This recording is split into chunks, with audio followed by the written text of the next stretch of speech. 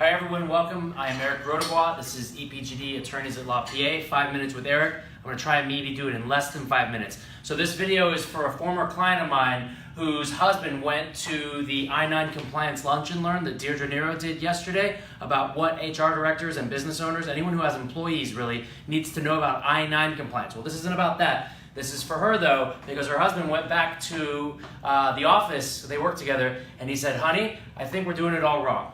Okay, so here we are. We're in the United States of America, and inside this circle is everybody who we'll consider a worker. Okay? All the workers. Now, there are two types of workers in the world. I'm going to draw a fuzzy line right here. Because it's fuzzy because the definition of what is where that line is drawn is, a little fluid. There's some gray area. Courts and lawyers, that's how they make all their money. So over here, we've got contractors, okay? Now, in the case of my client, she has everybody listed as an independent contractor. So that is the fuzzy line, independence, okay? Or another way of thinking about it, the opposite of independence is control. So if I can tell my employees when they have to be there, what they have to wear, how they have to act, what tools they have to use, if I control the manner of how they do the job, then they are probably on the other side, right here, employees, okay? If you are an employee in America, you have a lot of rights that you don't have if you're a contractor. The idea if you're a contractor is you work for yourself. So for example, employees have their taxes taken care of and contributed to by the employers. That's why employers a lot of times like to play games here, and they like to move these people over here. I'm not saying that's what my client did. I'm just saying that a lot of people do that because they can save somewhere on the order of 10 to 20%. So if I pay an employee $1, it really costs me about $1.20 when you add up everything that I put into it. But I can hire a contractor and I just pay him $1 and it's $1. And I don't have to account for any taxes, I don't have to do anything. Okay, so right here, we have the independent contractors who are working for themselves. The example I like to use is painting. If I hire a guy to paint the wall, one time, he brings his own toolkit, he brings his own paintbrush, he decides what day he's free to work. I can't come on Saturday, I'll come on Sunday. That sounds like he's independent. But if I say, no, I need you here every day, 9 to 5, 40 hours a week for the next year, that sounds like an employee, right? Okay, now there's another fuzzy line right here. Okay, this fuzzy line is between hourly and salary. Okay, now right here, it's managerial control. Who's the boss? I'm going to write that down. Boss.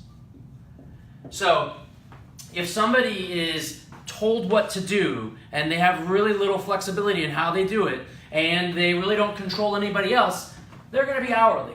If somebody is given the empowered with the authority, maybe that's another way of putting it, authority. Who has the authority? So typically over here on salary, we've got managers, we've got professionals, we got people who are assumed to have independence in the sense that they can control how they do their job and they can control other people.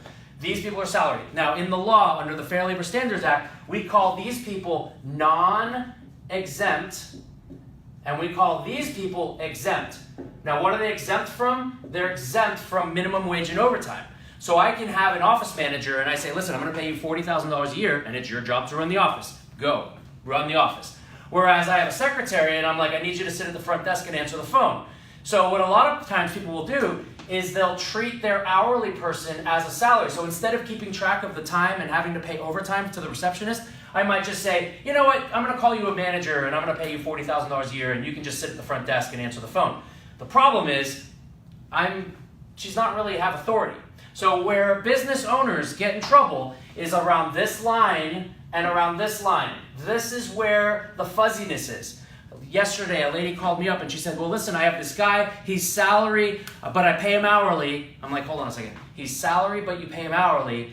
And I said, does he have any control? She goes, no, I tell him what to do. I'm like, okay. But I told him, you're not allowed to work overtime, so if you work more than 40 hours, I'm not going to pay you overtime. Well, he worked 45 hours, and she said, sorry, I'm not going to pay you overtime. We already agreed that you're not getting overtime. Unfortunately, the law will not allow a non-exempt employee to agree not to get minimum wage or overtime. Like, you can't agree not to be paid minimum wage. You can't agree not to get overtime. All right, guys, so listen, this is 5 minutes with Eric. quickly, in a nutshell, contractors, employees, hourly, salary, fuzzy lines on both sides. If you are worried or have any questions, just give me a call. I'll be happy to sit down with you.